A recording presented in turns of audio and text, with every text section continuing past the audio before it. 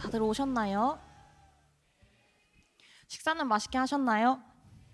네, 방금 전에 예배 드린 것 같은데 또 금방 예배가 돌아왔죠? 오히려 좋아요. 아주 오늘 예배 은혜를 가득가득 누리는 하루가 되어봅시다. 그리고 아까 개회 예배 때 계셨던 분들은 아실 텐데 세션이 굉장히 조촐했거든요, 저희. 근데 음향 이슈가 일단 해결이 돼서 풀세션을 쓸 수 있게 됐습니다. 네, 예배 끝날 때까지 또 4박 5일 동안 계속 잘 할 수 있도록 여러분 기도와 응원 부탁드릴게요. 여러분에게 예배는 어떤 의미인가요? 예배를 드리러 오실 때 어떤 마음으로 오십니까? 아마 여기 계신 대부분이 예배를 많이 들어보셨을 거고, 그래서 예배가 되게 익숙하실 텐데, 예배가 무엇인가, 예배가 우리에게 어떤 의미인가를 아는 건 또 다른 문제인 것 같아요. 지금 우리가 곧 부를 찬양이 이걸 아주 잘 말해주고 있거든요. 다른 어떤 것이 아니라 오직 하나님께만 집중하는 것. 지금도 이곳에서 우리와 함께 하시는 그 하나님을 찬양하는 그런 예배가 될 수 있기를 소망합니다. 우리 이런 마음으로 함께 찬양하시겠습니다.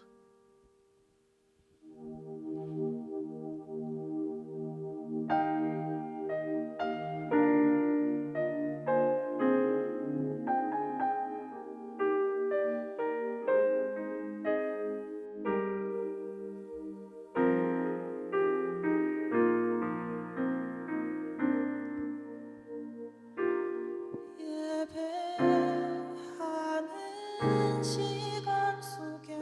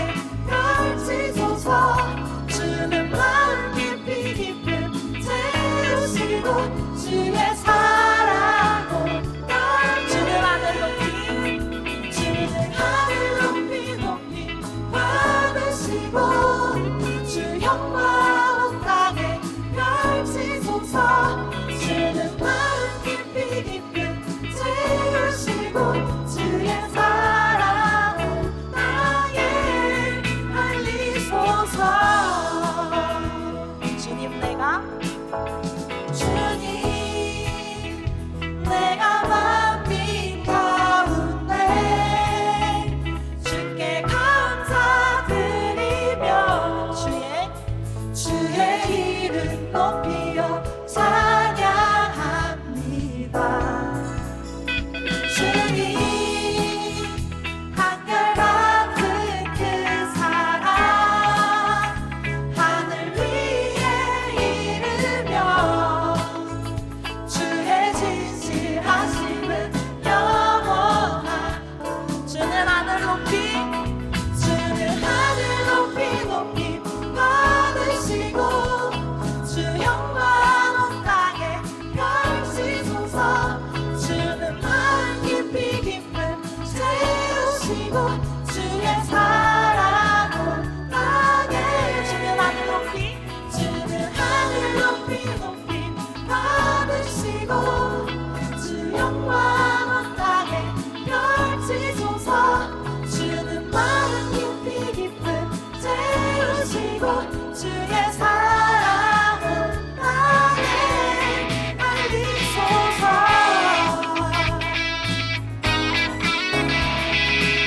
우리 일어나서 찬양할까요?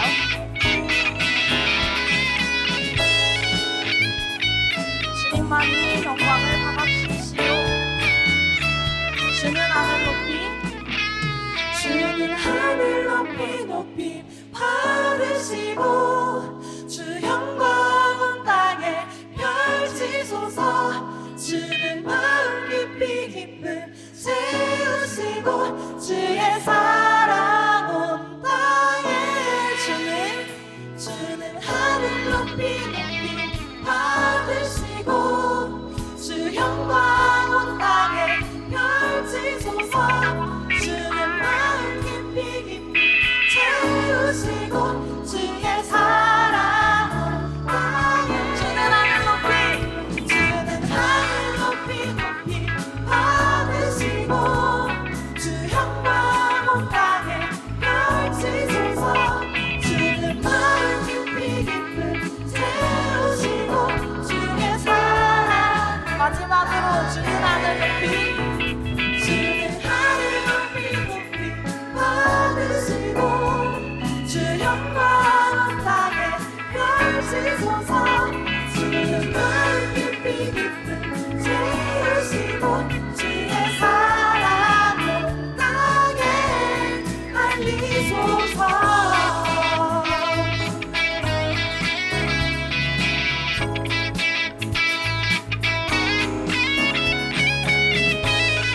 주님께서 오늘 찬양을 받으실 줄을 믿습니다.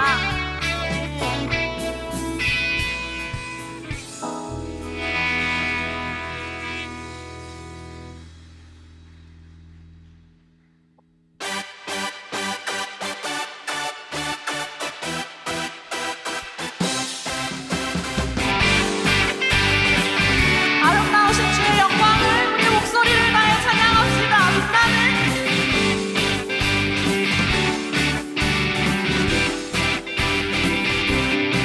빛나는 주의 영광 온 땅을 비추시네. 주님의 위대하심 온 땅이 찬양하네. 영원한 주의 나라 이곳에 임하시네. 한없는 주의 사랑 이곳에 가득하네. 신실하신 주 주님의 은혜 넘치네. 소리 높여 주 찬양해. 위대하신 주님께 밤나에 주 경배해. 뜨고 놀라우신 주. 아멘. 다시 한번 빛나는 주의 영광 온 땅을 비추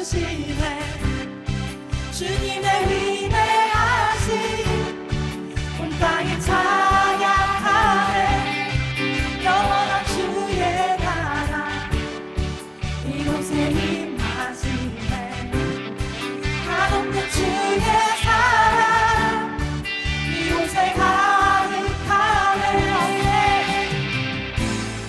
신실하신 주 주님의 은혜 넘치네. 주님 오며 주 찬양해. 위대하신 주님께 영광나의 주 경배해. 크고 놀라우신 주 신실하신 주 신실하신 주 주의 사랑 신실하신 주 주의 은혜 신실하신 주 주의 사랑 신실하신 주 주님의 은혜 넘치네. 소리 높여 주 찬양해. 위대하신 주님께 만나해. 주 경배해. 크고 놀라 소리 높여 주 찬양해. 위대하신 주님께 만나해. 주 경배해. 크고 놀라우신 주 주님께서 우리의 왕 되시고 우리의 주인 되심을 함께 고백합시다. 나의 왕 나의 왕 나의 주 내 삶은 주 안에 있네. 나의 왕 나의 주 내 삶은 주를 높이네. 주 찬양합니다. 주 경배합니다. 내 마음 다하여 주께. 주 나의 친구 되시고 내 영원한 기쁨 되시네. 찬양해. 주 나의 소망 되시고 내 영원한 빛이 되시네. 찬양해. 아멘.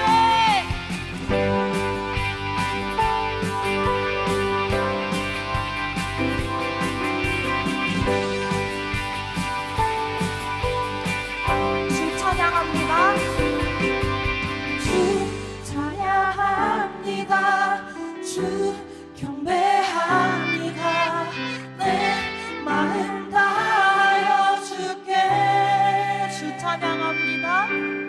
주 찬양합니다. 주 경배합니다.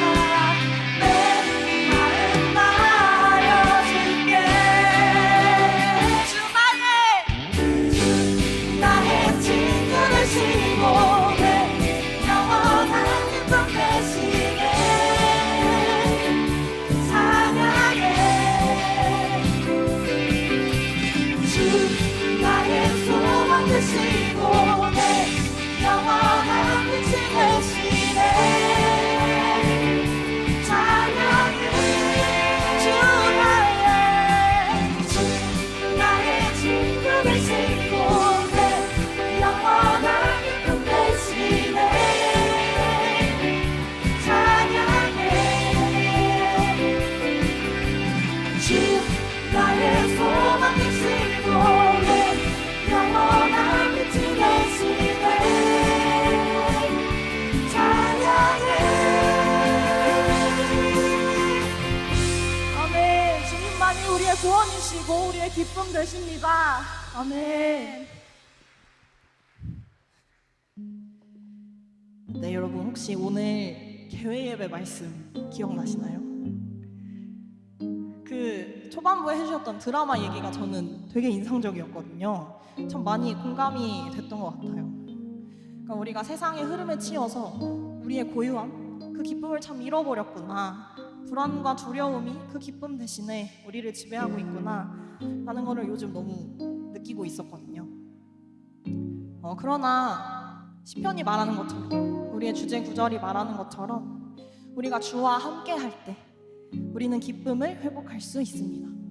주님의 그 완전한 사랑을 경험하면 우리를 언제나 찾아내시고 안전하게 돌보시고 참 생명을 허락하시는 그 사랑을 경험하면 우리는 에덴 그 기쁨을 누릴 수 있습니다. 우리 모두가 이렇게 하나님과 함께하기를 소망합니다. 또한 그렇게 결단하기를 원합니다. 그런 마음을 가지고 우리 이 시간 같이 찬양합시다.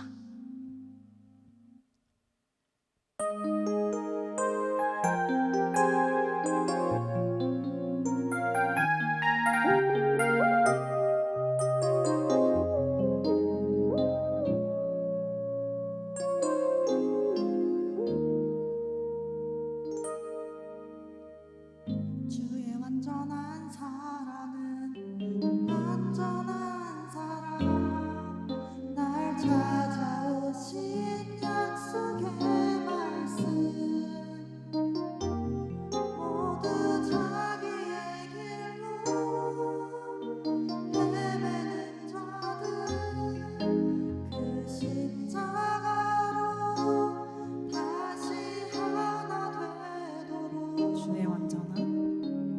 주의 완전한 사랑은 완전한 사랑, 날 찾아오신 약속의 말씀, 참된 진리를 찾아 헤매는 자들, 그 생명으로 다시 하나 되도록. 이제 손들어 나를 주께 드려요. 그 사랑이 나를 데려가도록 영원한 사귐에 나를 초대하시는 신실하신 주는 결코 실패하지 않네. 주의 완전한 사랑은 완전한 사랑, 날 찾아오신 약속의 말씀, 모두 자기의 길로 헤매는 자는 그 십자가로 다시 하나 되도록. 주의 완전한 사랑은 완전한 사랑, 날 찾아오신 약속의 말씀, 참된 진리를 찾아 헤매는 자들, 그 생명으로 다시 하나 되도록. 이제 손들어 나를 주께 드려요. 그 사랑이 나를 데려가도록 영원한 사귐에 나를 초대하시는 신실하신 주는 결코 실패하지 않네. 이제 손들어 나를 주께 드려요. 그 사랑이 나를 데려가도록 영원한 사귐에 나를 초대하시는 신실하신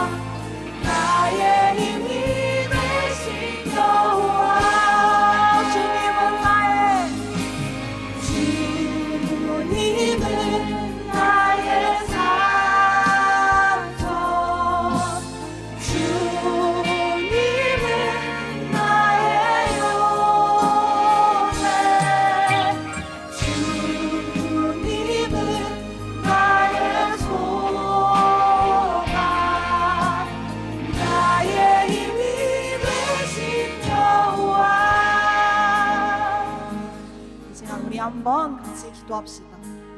사단은 우리가 끊임없이 불안해하고 걱정하게 만들 것입니다. 그것들이 우리의 눈을 가려서 주님을 보지 못하도록 할 것입니다. 그러나 여러분, 그럼에도 하나님을 바라볼 수 있기를 바랍니다. 그런 두려움과 모든 어둠들을 다 끌어안으시고도 한참 남으시는 그분의 크신 사랑, 그분의 크신 능력을 의지합시다. 오직 하나님만을 바라보며 살겠다고 이 시간 같이 결단하며 기도합시다. 또 말씀을 전해주시는 목사님을 위해서도 기도하시고, 듣는 우리들이 이것을 하나님의 음성으로 듣게 해달라고, 우리 예배를 위해서도 기도합시다. 같이 기도하시겠습니다.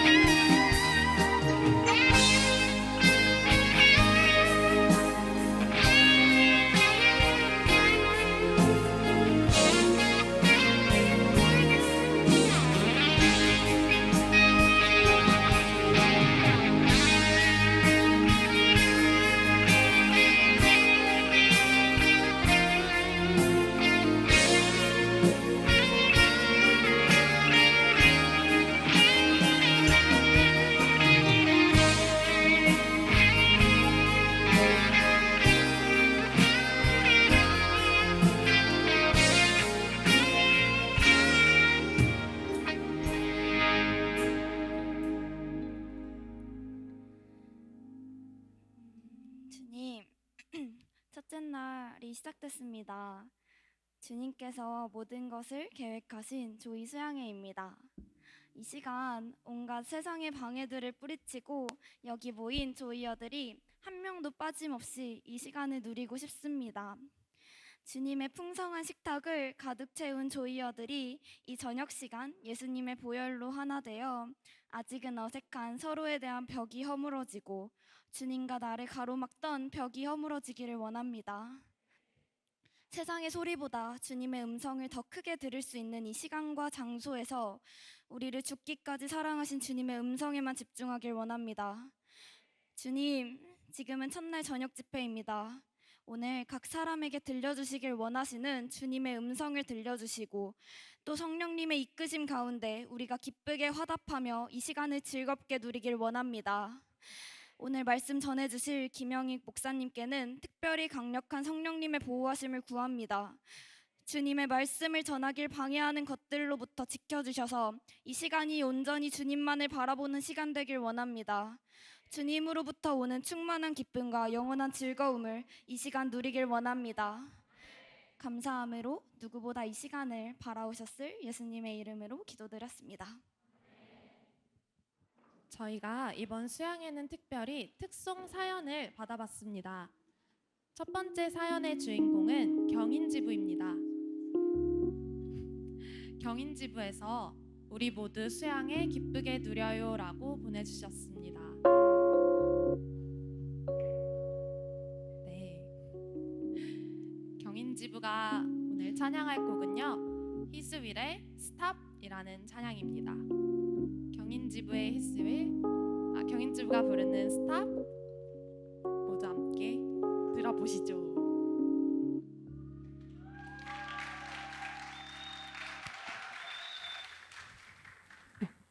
안녕하세요. 저희는 인하대, 인천대, 부천연합이 속해 있는 경인지부입니다.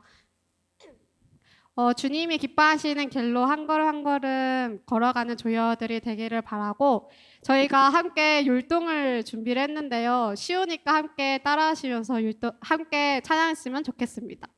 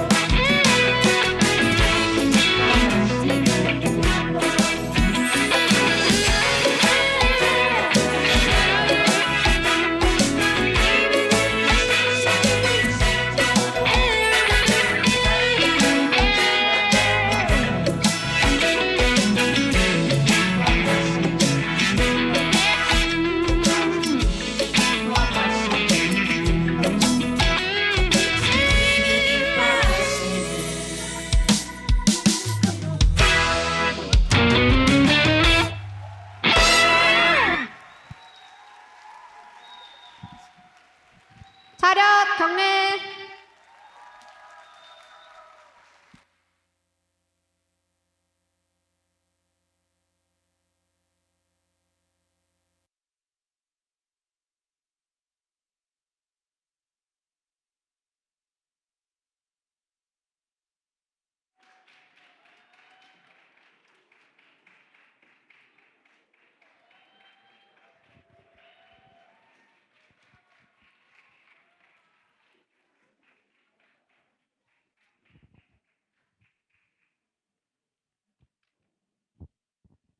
아, 아, 아.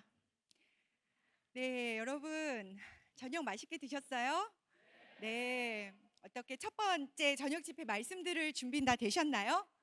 네. 저는 오늘부터 우리에게 4일간 말씀을 전해주실 김형희 목사님을 소개하러 나왔습니다. 네, 우리 김형희 목사님은 저 멀리 전라도 광주에서 오셨습니다. 전라도 광주에 베샬롬 교회라는 멋진 교회가 있는데요. 거기서 목회하고 계시고요. 처음부터 목회만 하신 건 아니고 선교사로도 사역을 하셨었고 지금 목회로 그 사역을 이어오고 계십니다. 우리와는 두 번째 만남입니다. 혹시 22년도에 김영익 목사님을 만났었다 하시는 분 손?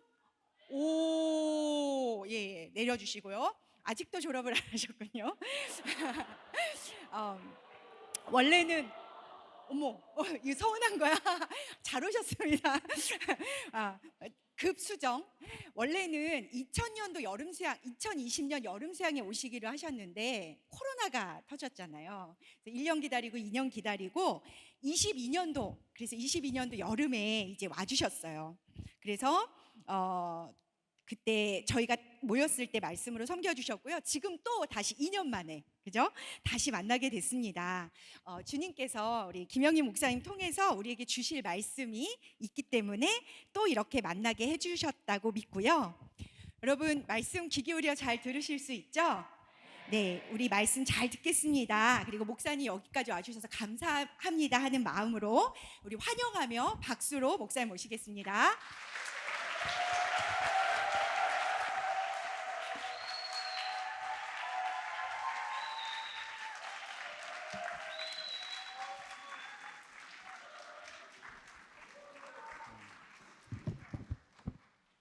재작년에 종로에서 비 맞은 기억밖에 없는데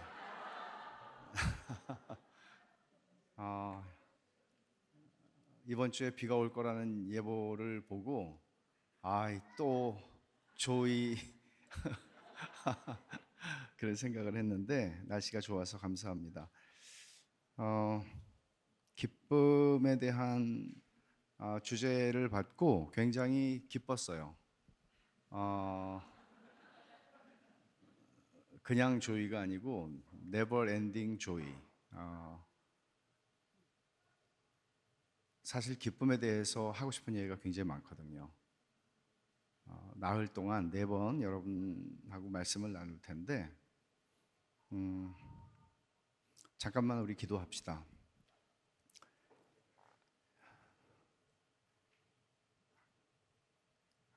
하나님 아버지, 저희가 하나님 앞에 있습니다. 하나님이 이 작은 공간에 저희와 함께 계시는데 저희의 눈을 열어서 하나님을 볼 수 있게 해 주시옵소서. 그리고 하나님을 보면 얼마나 세상이 다르게 보이고 저희의 인생이 다르게 보이고 모든 것들을 다르게 볼 수 있고 저희 안에 하나님 때문에 기쁨을 충만하게 주시는 것을 저희로 이 수양회 닷새의 기간을 통해서 그런 생각하지 못했던 또는 기대했던 것보다 더 큰 그런 하나님을 그리고 하나님의 기쁨을 경험하게 해 주시옵소서. 예수님 이름으로 기도하옵나이다. 아멘.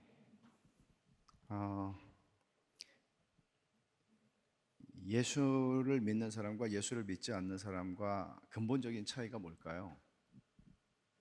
기쁨이에요. 그러니까 예수를 믿지 않는 사람들에게도 기쁨이 있죠. 소소한 기쁨들이 있죠. 그리고 사람은 누구나 기쁨을 추구해요. 근데 여러분, 그리스도인이 정말 기쁠까? 마틴 로이드 존스 목사님은 그리스도인은 세상에서 최고로 기쁜 사람이다 이렇게 얘기를 하거든요. 근데 이론상 그래요. 실제로 안 그런 거예요. 그럼 여러분들이 예수님을 믿는다면, 성령께서 여러분들을 거듭나게 하셔서 여러분들이 하나님의 자녀가 되었다면 여러분 안에는 기쁨이 있는 것이 분명해요. 근데 그 기쁨이 왜 나에게는 없지? 이런 생각들을 얼마든지 할 수 있습니다. 이유가 있는 거죠. 믿음은 보이지 않는 거지만 믿음은 어떤 방식으로 표현되고 가시적으로 볼 수 있는 형태로 나타날 수 있을까요? 뭐 가시적이라고 하는 거는 조금 어폐가 있을 수 있지만, 예를 들어 갈라디아서 5장 6절에 보면 이런 말씀이 있어요. 그리스도 예수 안에서는 할례나 무할례나 그게 중요한 게 아니고 중요한 거는 사랑으로서 역사하는 믿음이야, 이렇게 얘기를 하거든요. 근데 너네가 할례 받아야 돼, 할례 받지 않아도 돼, 이거 가지고 싸우는데 사실 진짜 중요한 건 니네가 믿음으로 의롭다함을 받았다면, 믿음으로 구원받은 사람이라면 너희의 믿음은 사랑으로 표현돼야 돼. 그러니까 하나님을 믿는다고 하는데 옆에 있는 사람들을 사랑할 수 없는 사람이라면 그거는 뭔가 문제가 있거나 가짜이거나 그렇다고 얘기를 하는 거예요. 요한일서에서는 더더욱 그런 말씀을 하고 있는 거죠. 보이지 않는 하나님을 사랑한다고 그러면서 너희가 형제를 사랑하지 않는다면 너희는 하나님을 사랑하지 않는 거야 라고 얘기를 한단 말이에요. 그럼 여러분, 다니엘 풀러라고 하는 신학자는 이런 얘기를 해요. 믿음의 척도는, 이제 갈라디아서에서는 결국 믿음이 있다면 사랑이 있는 거야 이렇게 얘기를 하죠. 믿음은, 진짜 믿음은 사랑으로 표현돼야 돼 이렇게 얘기하죠. 근데 성경 전체를 볼 때 이 말이 맞아요. 맞는데 성경 전체를 볼 때 우리가 또 하나 얘기할 수 있는 건 뭔가 하면, 믿음이 있다면 그 믿음이 있는지 없는지를 확인할 수 있는 진짜 척도는 뭔가 하면 기쁨이다 라고 얘기해요.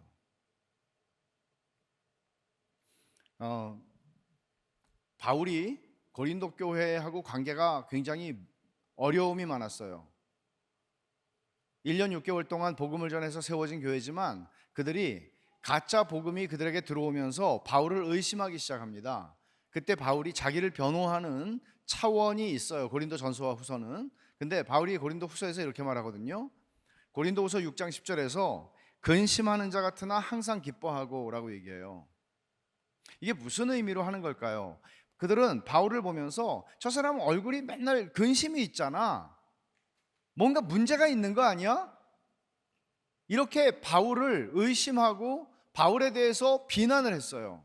근데 바울이 이렇게 얘기하는 거예요. 실제로 그래요. 바울의 삶을 보면 맞고 터지고 깨지고 오해받고 비난받고 이런 삶이 계속되었어요. 근데 바울이 솔직하게 말하는 거는 이거죠. 너희들이 볼 때 나를 근심하는 자처럼 봤지만 사실은 나는 항상 기뻐하고 있었어, 지금도. 이렇게 얘기를 하는 거거든요. 그럼 바울이 얘기하는 이 기쁨과 항상 사라지지 않는,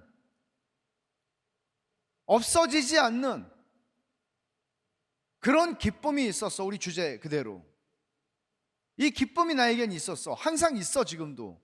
근데 너네가 볼 때는 내가 근심이 많아 보였지. 왜냐하면 내 주변에 있는 많은 일들이 나를 괴롭혔으니까. 바울이 지금 얘기하는 건 이런 거잖아요. 내 삶에 무슨 일을 만나든지 간에 내 안에, 그러니까 상황이 내 안에 있는 기쁨을 질식시킬 수 없다는 거고, 내가 만난 어떤 일들, 실패, 좌절, 여러분들의 인생에서 앞으로 수없이는 말고 때때로 겪게 될 예언이에요. 지금 예언하는 거예요. 겪게 될 아픔, 좌절, 실패, 쓰라림, 근데 여러분이 그리스도인이면 사라지지 않는 기쁨이 나에게는 있다는 거예요. 믿음이 있으니까 기쁨이 있다는 거예요. 이거를 오늘 나흘 동안 좀 설명을 하고 싶어요. 근데 세상에 기쁘고 싶어 하지 않는 사람도 있을까요? 그러면 약간 이 정신적으로 병든 사람일 거예요, 사실은. 근데 우리는 다 기쁨을 원해요.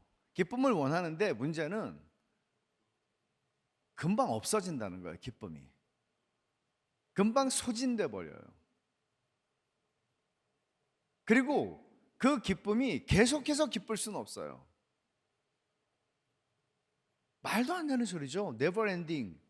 말도 안 되는 소리죠. 근데 성경에서는 그런 얘기를 한단 말이에요.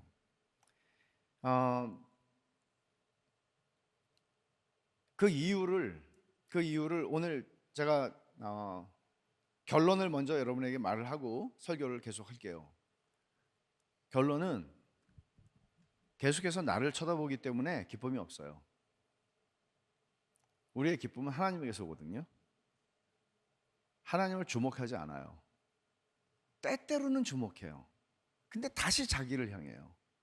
그리고 하나님을 주목한다고 그러더라도 하나님을 주목하는데 내가 가지고 있는 나의 어떤 이유와 목적과 원함과 욕망과 관련해서 하나님을 바라봐요.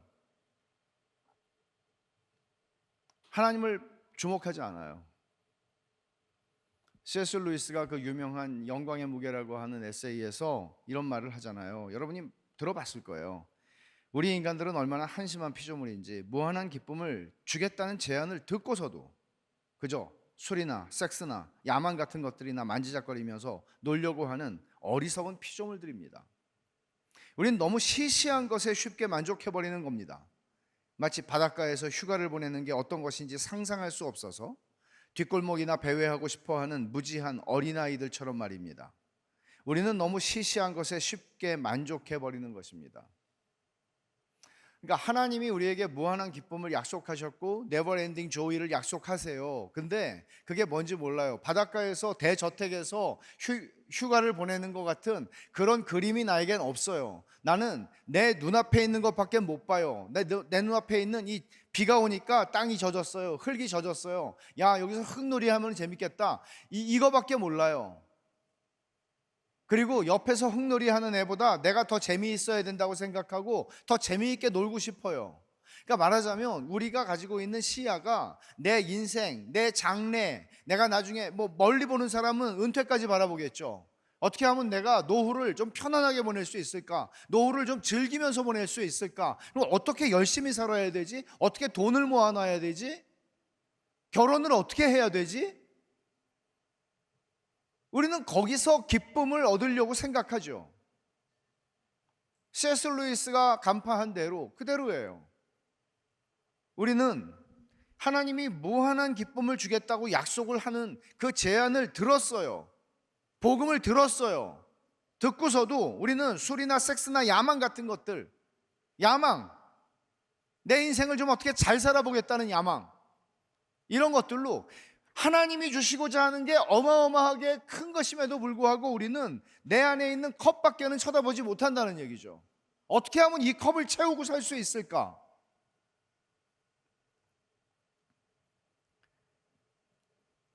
중세 신학자인 토마스 아퀴나스는 이런 얘기를 합니다. 기쁨 없으면 살 수 없다. 인간은 누구든지 기쁨 없으면 살 수 없다. 그래서 다 기쁨을 추구하는 거예요. 근데 문제는 뭔가 하면 영적인 기쁨을 빼앗긴 사람은 대체물로 육체적인 쾌락에 탐닉하게 되어 있다. 그런 얘기를 해요. 그러니까 하나님은 우리를 창조하실 때 기쁨을 위하여 창조하셨어요. 기쁨이라는 게 우리의 이 엔진을 돌리도록 창조하셨어요. 기쁨을 추구하는 거죠. 예를 들어서 더 나은 연봉을 얻기 위해서 내가 열심히 일하는 것도, 공부하는 것도 기쁨을 추구하는 거예요. 결혼하는 것도 기쁨을 추구하는 거예요. 자식을 낳는 것도 기쁨을 추구하는 거예요. 우리가 다 기쁘자고 하는 거예요. 좋자고 하는 거예요. 근데 그렇게 돌아오지 않죠. 내가 왜 결혼을 했던가 이놈하고, 이런 생각도 하고, 별의별 후회와 낙심들을 하죠. 심지어 여러분들이 기독교에 대해서, 복음에 대해서 가지고 있는 생각이 어떤지 모르겠는데 오해도 있어요. 5세기의 신학자였던 어거스틴 같은 사람은 엄마 모니카가 예수님을 믿고 자기가 회심하기를 기도하는 것을 알았지만 자기는 그리스도인이 되기 싫었어요. 왜냐하면 칙칙하거든요. 그리스도인이 되는 거는 우울하거든요. 자기가 볼 때 그리스도인이 된다는 거는 굉장히 불행하게 사는 것 같이 보였단 말이에요. 그래서 그는 나중에 예수님을 만난 다음에 이렇게 글을 씁니다. 한때 잃어버리게 될까봐 그렇게 두려워했던 헛된 기쁨들이 다 사라져 버렸을 때 너무나 상쾌했습니다. 제게서 그것들을 몰아내신 당신은 진정 최상의 기쁨입니다. 그러니까 하나님을 향해서 그는 기쁨이라고 얘기를 하죠. 여러분들은 하나님을 뭐라고 표현하겠어요? 지금 백지를 나눠주고 여러분들에게 하나님에 대해서 여러분의 고백을 한번 써보라고. 내 고백을, 배운 거 말고 진짜 나의 고백을 하나님을 향해서 한번 써보라고 그러면 여러분들은 뭐라고 쓰겠어요? 거기에 기쁨이라는 단어가 나올까요? 하나님은 저의 최상의 기쁨입니다.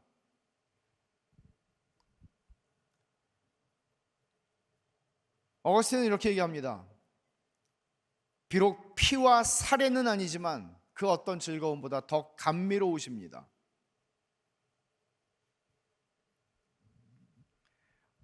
우리의 비극은, 특히 우리 시대의 비극은 자기밖에는 못 본다는 거예요. 고립되어 있고 소외되어 있는 존재로서 자기밖에 보질 못해요. 옆에 있는 사람을 볼 겨를이 없어요. 내 갈 길이 너무 바빠요. 아까 노래 정말 좋았어요. 스탑. 정말 은혜로운 노래예요. 바쁘게 자기 갈 길을 가느라고 옆에 사람들이 어떤 상태인지, 누가 어떤지 관심도 없고 신경을 꺼야 돼요. 그리고 내 갈 길을 가는 거예요. 왜? 기쁘자고 하는 거죠. 기쁘자고 하는 거죠. 근데 기쁨이 우리에게 보상으로 주어지지 않아요. 우리의 일이, 우리의 분주함이, 우리의 열심이 우리를 배신해요.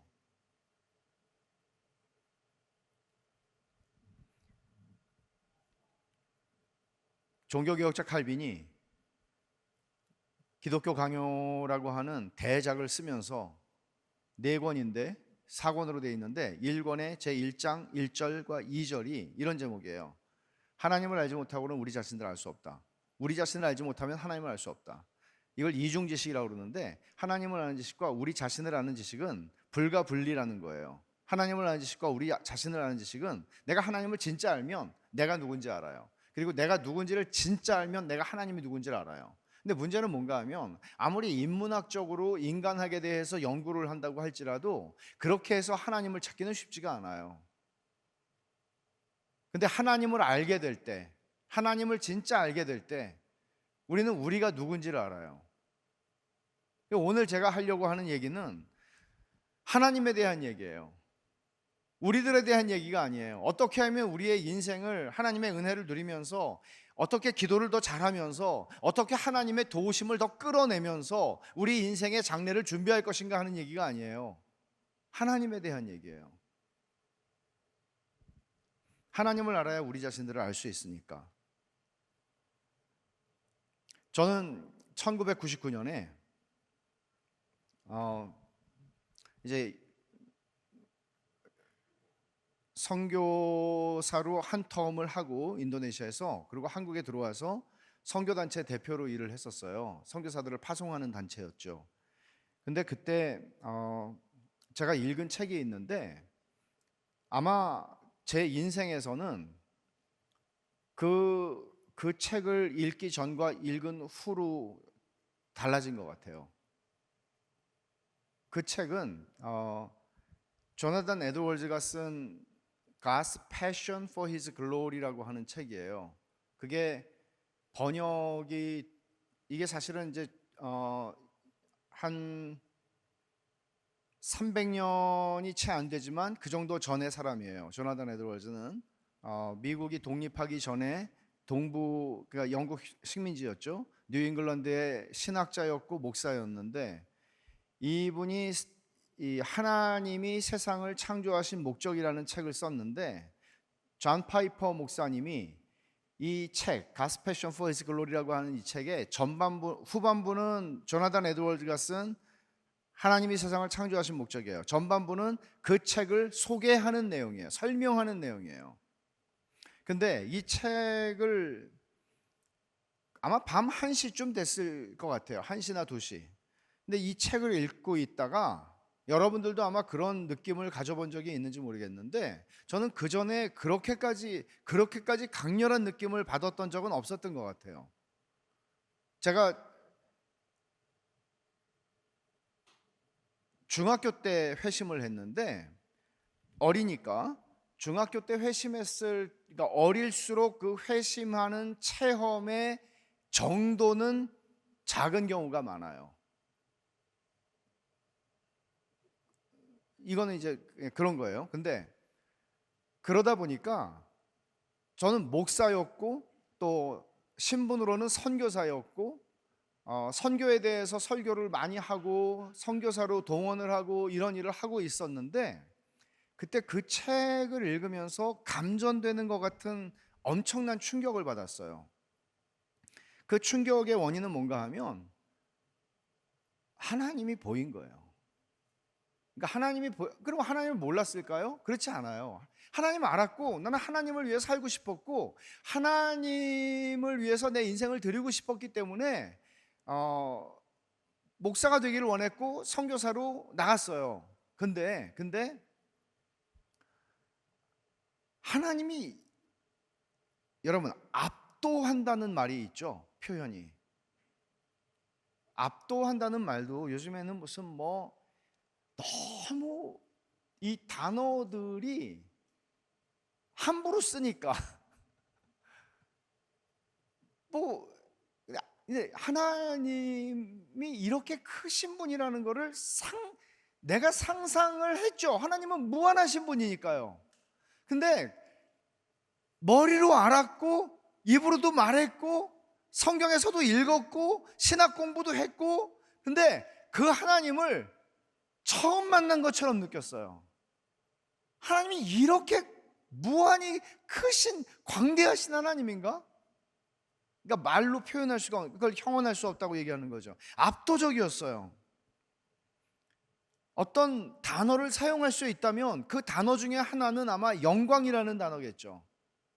우리가 영광이라는 말도 되게 많이 쓰니까 우리에게는 좀 식상한 면이 있지만 여튼 하나님이 이렇게 크신 하나님이라는 거를 내가 느끼면서 감전되면서 압도되는 것 같은 느낌이 있을 때 나 자신에 대한 인식이 들어왔어요. 그건 뭔가 하면 내가 책에서 읽었던 믿음의 선배들이 그 일기에서 썼던 티끌 같은 존재라는 거. 여러분 우리가 그런 말들을 들을 수는 있지만 그거를 그렇게 느끼기는 쉽지가 않아요. 왜냐하면 살아야 되잖아요. 나 말고 중요한 사람이 누가 있어? 나보다 중요한 사람이 누가 있어? 내가 제일 중요하지.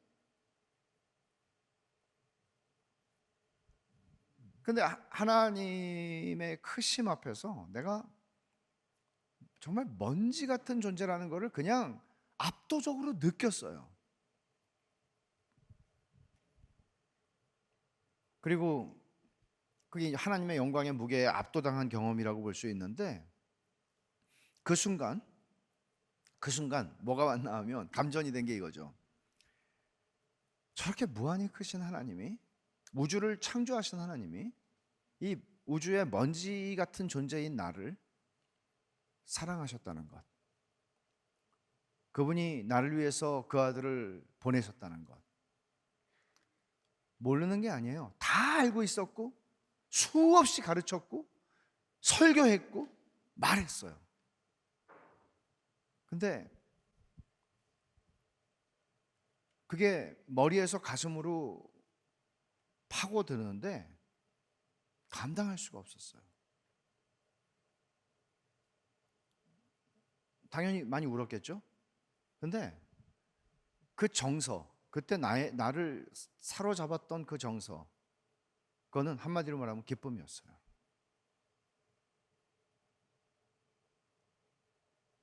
그게 안 없어지는 거예요.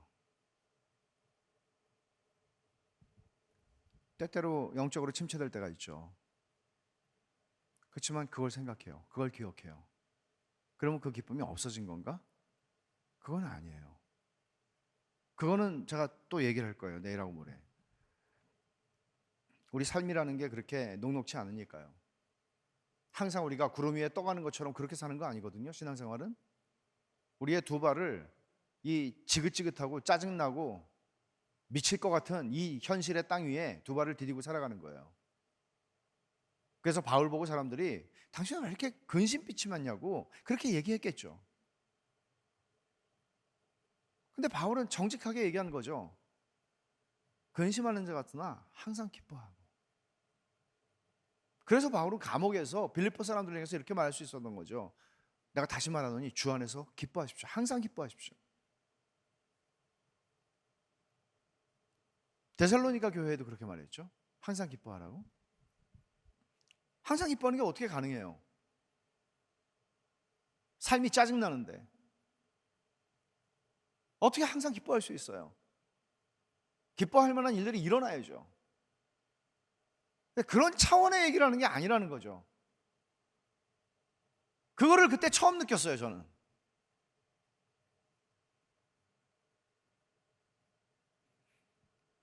뭐 하나님의 은혜입니다. 뭐 많은 표현들이 있잖아요. 근데 그런 표현을 할 수가 없더라고요. 너무나 진부하고 너무나 내가 그 의미를 알지 못한 채 너무나 많이 썼던 용어들이어서.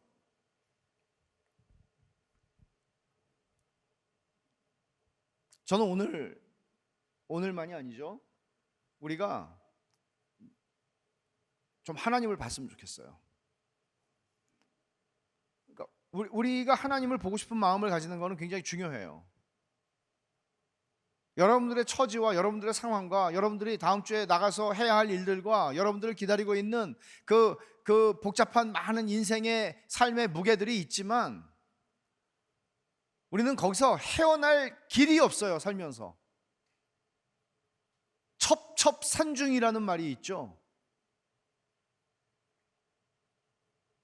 끝이 없어요. 깜깜해요. 제가 두 달 전에 할아버지가 됐거든요. 내가 손녀딸을 생각하면 깜깜해요. 우리 딸이 또 직장을 이제 내년에 가야 된단 말이에요. 내가 휴직을 해야 되나 교회에? 깜깜해요. 근데 이거는 기쁨이 있다. 하지만 삶의 현실을 보면 깜깜해요. 돌아봐도 깜깜해요. 내가 어떻게 살아서 지금 이 정상으로 내가 지금 살고 있지? 안 미치고? 하나님이 제안해 주신 기쁨 때문에 그런 것 같아요. 돌아보면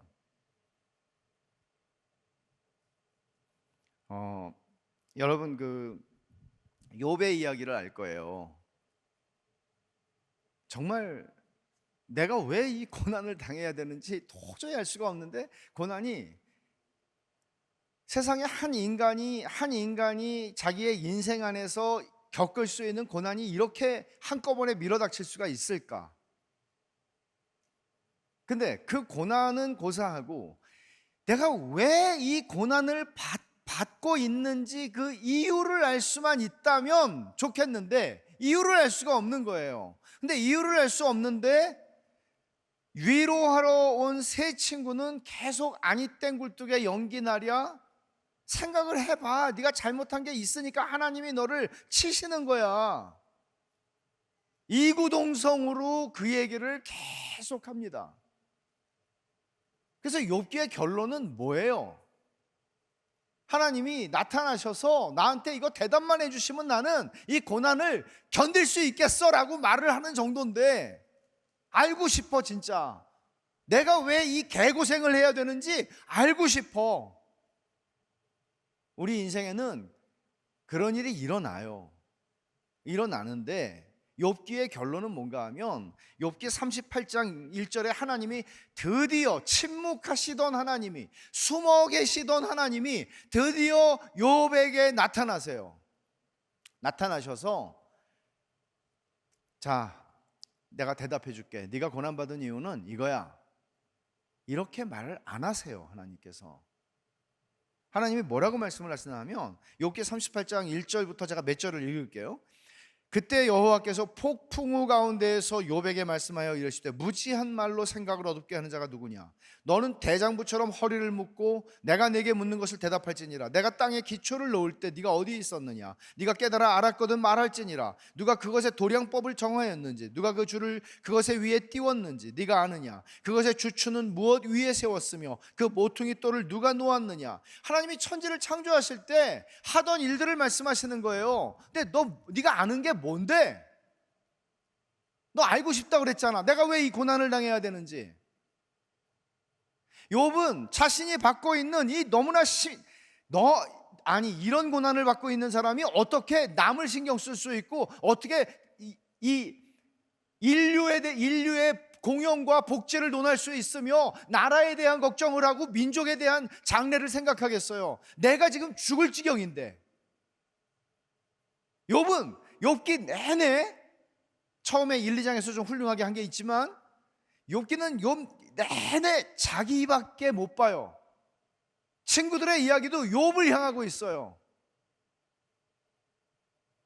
왜 나에게 이런 고난이? 자기밖에 못 봐요.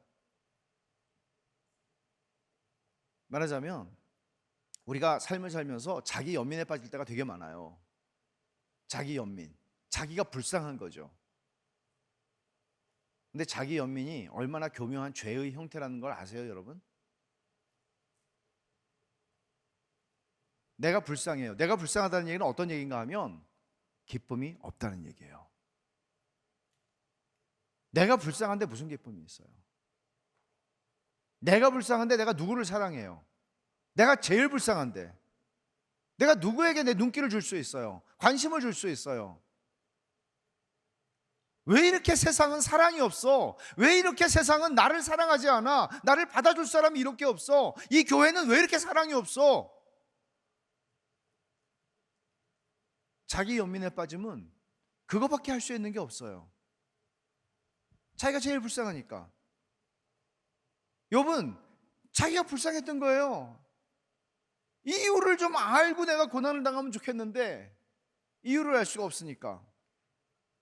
근데 하나님이 폭풍우 가운데에서 그에게 나타나세요.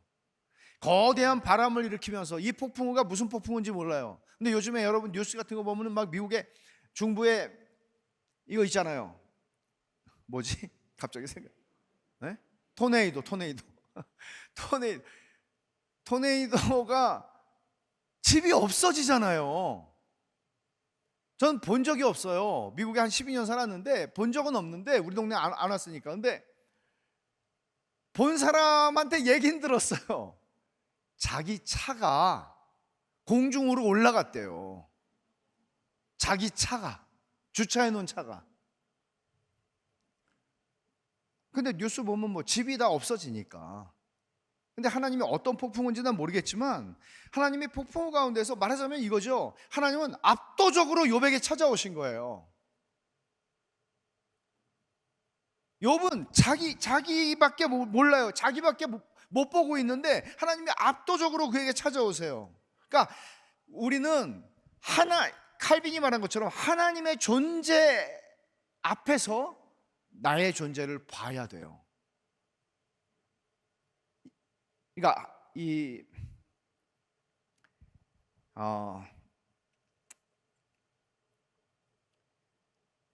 오늘 삼위 하나님과 창조의 기쁨인데 하나님이 창조하신 이야기를 우리는 알아요. 창세기 1장에서 첫째 날, 둘째 날, 셋째 날 알아요. 근데 우리는 무지하게 재미없게 읽어요. 감동이 없어요. 근데 생각해 보세요. 어떤 창작을 하는 그 사람이 음악가든지 또는 미술을 하는 사람이든지 어떤 뭔가 창조를 하는 행위들, 창조 행위들, 그런 사람들이 하는 걸 가만히 보고 있으면 TV 같은 데 나오잖아요. 그림 그리는 것도 나오잖아요. 그러면 야, 이거는 우리가 그때 하는 말 있잖아요. 이건 예술이다. 정말 놀랍죠. 어떻게 인간이 저런, 음악도 그렇잖아요. 모차르트나 뭐 아는 사람이 많지는 않지만 뭐 베토벤이나 이런 사람들의 음악을 들어보면, 핸델이나 바흐나, 어떻게 이런 걸 만들어낼 수 있지? 이런 소리를, 많은 악기들을 조합해서 어떻게 이런 주제를 만들어낼 수 있지? 이게 인간이야? 이런 생각이 들 정도예요. 근데 이 모든 인간의 창조 행위는 창조주이신 하나님을 닮은 것들이죠. 근데 하나님께서 처음에 아무것도 없는 곳으로부터, 물로부터 세상을 창조하실 때 그 창조의 광경을 여러분들이 만약 보고 있었다면, 심장이 터져서 죽었거나 다행히 우리가 마지막 날 창조됐죠. 아담과 하와가. 첫째 날 창조됐으면 아마 3일을 못 가고 죽었을 수도 있어요. 놀래가지고. 아니, 그런 광경을 어떻게 볼 수 있겠어요? 근데 하나님 말씀하시는 거예요. 우리는 수학 문제를 수학 문제가 아니고 1 더하기 1은 2야 3이야 이걸 가지고 씨름하고 있는데, 하나님께서는 인수분해를 낸 게 아니고 무슨 미적분 문제를 내는 거예요. 아니, 미적분도 아니에요. 라틴어 문제를 내는 거예요. 말도 안 되는 거죠. 하나님 지금 왜 그러시는 걸까요? 욥기의 이야기를 저는 이렇게 이해를 해요. 하나님이 그렇게 등장하셔서 얘기하셨을 때 나중에 욥이 말문이 막혀요. 욥은 아직 듣지 못했어요. 자기가 궁금해하는, 내가 왜 이 고생을 해야 되는지 궁금하다고요. 하나님 그렇게 따졌잖아요. 근데 하나님이 그 말을 안 해주셨어요. 근데 욥의 입이 닫혀요. 그리고 도리어 뭐라 그러나 하면, 내가 전에는 귀로만 들었는데 이제는 눈으로 봅니다 하면서 내가 제 가운데서 회개합니다라고 얘기를 해요. 생각해 보세요. 욥이 잘못한 게 없는데 하나님이 욥의 믿음을 칭찬하시는 바람에, 누구 앞에서? 사탄 앞에서. 사탄 앞에서 칭찬하는데 사탄이 가만히 있겠어요? 그러니까 결국 하나님과 사탄의 내기가 벌어진 거예요. 사탄의 혐의는 이겁니다. 여러분들이 진짜 믿는다고 말할지라도 사탄은 여러분의 믿음을 믿지 않습니다. 사탄은 저의 믿음을 믿지 않습니다. 이거죠. 다 까닭이 있어서 믿는 거지, 하나님이 다 이만큼 해주시니까 믿는 거지, 하나님이 이렇게 치고 저렇게 치고 건강 빼앗아가고 인생 종치게 만들면 믿을 놈 하나도 없습니다. 다 웬만큼 되니까 믿는 겁니다. 이게 사탄이 우리의 믿음에 대해서 가지는 혐의입니다. 근데 하나님은 말씀하시는 거죠. 안 그래. 욥은 까닭이 있어서 믿는 게 아니야. 얘는 그냥 무조건 믿어. 이게 신앙이거든요, 사실. 하나님이 나한테 내가 원하는 것들을 주시는 분이기 때문에 믿는 게 아니고, 내가 원하는 것들을 주시든 주시지 않든, 여러분, 다니엘의 세 친구가 그 풀무불 속에 들어갈지도 모르는 거의 들어가기로 확정된 거죠. 그 위기 속에서 그들이 한 말이 이거잖아요. 하나님은 능히 우리를 풀무에서 건져내실 수 있는 전능하신 하나님입니다. 그러나 그렇게 하지 않을지라도 우리는 하나님을 섬깁니다. 이게 신앙이거든요. 기독교 신앙이거든요. 교회 역사 속에 이런 신앙을 가지고 지금까지 2000년 동안 예수 그리스도의 복음이 우리에게 전달된 거예요. 저는 한 달 전에 정말 한 20년 만에 양화진에 갔어요. 우리 교인들 데리고 양화진을 못 가본 사람이 별로 없더라고요. 광주에 사니까 그러겠죠. 근데 여러분들도 혹시 욕할 뻔했는데 20년 만에 갔어요, 양화진에. 100년 전에 이 땅에 와서 복음을 전했던 많은 선교사들의 무덤이, 그리고 특히 조선에서 태어나서 열흘 정도밖에 못 살고 죽은 아이들의 묘도 있어요. 자기 나라에서 태어났으면 살았을지도 모를 아이들이죠.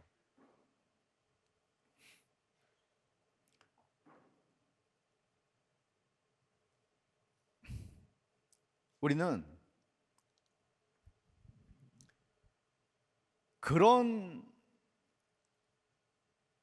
자기 자식을 땅에 묻으면서도 하나님을 믿는 사람들의 이야기예요.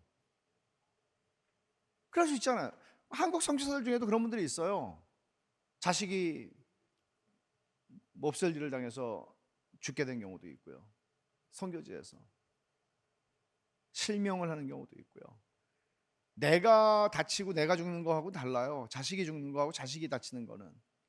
그러면 하나님을 버릴 만한데 그냥 하나님을 믿어요. 기이한 일이죠. 그러니까 욥의 이야기는 결국은 하나님께서 욥의 믿음을 믿어주셨기 때문에 생긴 것인데, 그렇다면 하나님은 욥에게 미안하다고 하셔야 되는 거죠. 사과하셔야 되잖아요. 하나님이 사실은 내가 참지 못하고 그 마귀 새끼 앞에서 네 믿음을 자랑한 바람에 너 개고생했다. Sorry, so sorry, so sorry. 하나님이 사과하셔야죠. 근데 욥이 회개를 한다는 거예요. 게다가 하나님이 대답도 안 해주셨는데, 답도 안 가르쳐 주셨는데 욥이 회개해야 되겠다고 느껴요. 이게 무슨 조화죠? 이걸 어떻게 설명할 수 있어요? 결국 이런 얘기를 하는 거예요. 욥은 내 고난의 의미를 알고 싶었어요. 그 고난의 의미를, 우리는 고난을 당할 땐 다 신학자가 되는 거예요. 아무리 생각 없이 살던 사람도 고난을 당하면 신학자가 돼요. 다. 무신론자가 갑자기 유신론자가 돼요. 하나님 왜 나한테 이러냐고 막 육두문자 쓰면서. 하나님 없다며. 고난을 당하면 다 신학자가 돼요. 하나님 왜 나한테 이렇게 하시느냐고. 그게 신학적 질문이거든요. 근데 하나님의 대답은 이거예요. 하나님의 대답은 이거예요. 욥기를 통해서 우리가 보는 거는 내가 답이다, 이 얘기를 하는 게 욥기예요. 하나님이 답이에요. 이거를 가르쳐 주는 게 이 욥기의 그 고난의 이야기들이 전개되어 온 까닭이에요. 하나님이 답이에요. 그러니까 욥은 하나님이 어떤 분이시지, 하나님이 천지 창조한 얘기를 한단 말이에요. 근데 그거를 듣고 나서 해결이 됐어요. 여러분과 저도 이 세상을 살면서 질문이 많아요. 어떤 사람들은 노트를 해요. 자기 질문 쓰는 노트가 있더라고요. 그런 사람 제일 무섭죠. 신방을 갔는데 노트를 갖고 와. 몇 페이지를 써놓은 거예요. 제일 무서운 사람들이죠. 근데 하나님 앞에 갈 때 노트를 몇 권 가지고 가는 거예요. 근데 그 노트가 쓸데없을 거예요. 하나님을 만나면. 하나님이 답이니까요. 그걸 보여주는데, 제가 창조 얘기를 하나님이 여기서 하시니까 잠언 8장 오늘 읽었는데 그 말씀으로 지금 가고 있는 중이에요. 하나님은 당신의 창조 행위와 창조하신 세계를 기뻐하셨습니다. 그걸 어떻게 알 수 있어요? 창세기 1장 3절에 보면 하나님이 이렇게 말씀하세요. 하나님이 이르시되 빛이 있으라 하시니 빛이 있었고 빛이 하나님 보시기에 좋았더라. 하나님이 빛과 어둠을 나누사. 그러니까 하나님 보시기에 좋았다는 말이 반복되는 거 여러분 알 거예요. 그러니까 하나님은 창조 행위를 하시면서 하나님은 정말 보시기에 좋았어요. 만족하셨어요. 기뻐하셨어요. 당신이 행하고 있는 일들이 기뻤다고요.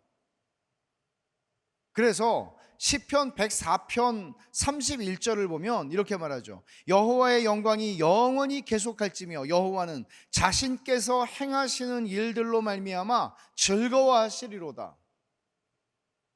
하나님은 하나님이 행하시는 창조와 그리고 하나님이 행하시는 섭리를 보면서 기뻐하신다는 거예요.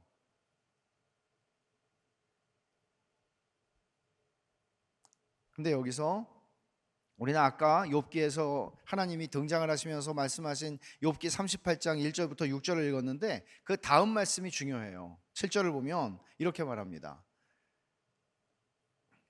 그때에 새벽 별들이 기뻐 노래하며 하나님의 아들들이 다 기뻐 소리를 질렀느니라. 여러분, 창조 얘기를 하는 거예요. 하나님께서 직접 창조 얘기를 욥에게 하시는 거예요. 근데 지금 이 7절이 무슨 말인지 여러분 이해하세요? 새벽별들이 기뻐 노래해? 새벽별이 뭘까? 하나님의 아들들이 다 기뻐 소리를 질러? 하나님의 아들들이 뭘까? 신학자들이 가장 많이 일치하는 해석은 천사라는 것이에요. 새벽 별들과 하나님의 아들들은 천사들을 가리킨다는 거예요. 그럼 우리가 여기까지는 이해할 수 있어요. 하나님이 천지를 창조하시기 전에 가장 먼저 하신 일이, 성경에는 그 천사 창조에 대한 이야기가 나오지 않지만 하나님은 천사를 먼저 창조하셨어요. 그때 천사들이, 새벽별들이 천사라면 새벽별들이 있었다는 거죠. 새벽별을 며칠 날 만들었어요? 넷째 날. 근데 새벽별들이 기뻐했대요. 노래했대요. 그리고 하나님의 아들들이 기뻐 소리를 질렀대요. 이런 광경을 한번 생각해 보세요. 하나님께서 창세기 1장 3절에서 빛이 있으라. 천사들이 있어요. 지금 천사들이 지금 다 서 있어요. 하나님이 뭘 하시나 지금 하나님만 바라보고 있어요. 근데 하나님께서 빛이 있으라 그러니까 갑자기 이게 햇빛도 아니고 별빛도 아니고 달빛도 아니에요. 빛이 있으라 그러는데 갑자기 빛이 그 어둠을 뚫고 쫙 온 세계에 빛이 비치는 거예요. 그리고 궁창이 위와 아래로 나뉘게 하라 그러니까 쫙 나뉘면서 또 물들이 물러가서 경계를 하나님이 딱 정해주시고 물들은 여기 이 선 바깥으로 다 물러갈지어다 하니까 물들이 쫙 물러가고 바다가 되고 육지가 드러나요. 하나님이 그렇게 창공을 창조하시고 별들을, 해와 달과 별들과 그리고 모든 짐승들과 식물들과 이걸 보면서 여기 성경에는 하나님이 보시기에 좋았더라가 반복이 되지만 사실은 이 욥기 38장 7절 말씀에 의하면 새벽별들이 기뻐 노래하며 하나님의 아들들이 기뻐 소리를 질렀다는 얘기는 그 천사들이 하나님께서 빛이 있으라 그러면 생각해 보세요. 천군과 천사들이 찬송을 한다는 얘기가 성경에 많이 나오고 요한계시록에 가도 그 얘기가 나오는데 여러분, 우리가 이 지상에서 본 어떤 성가대보다도 거대한, 어떤 합창단보다도 거대한 음치가 하나도 없는 기가 막힌 하모니를 가지고 이들이 어떻게 하는 거예요? 하나님이 천지를 창조, 빛이 있으라 그러니까 와! 이 정도 아니겠죠? 둘째 날도 와!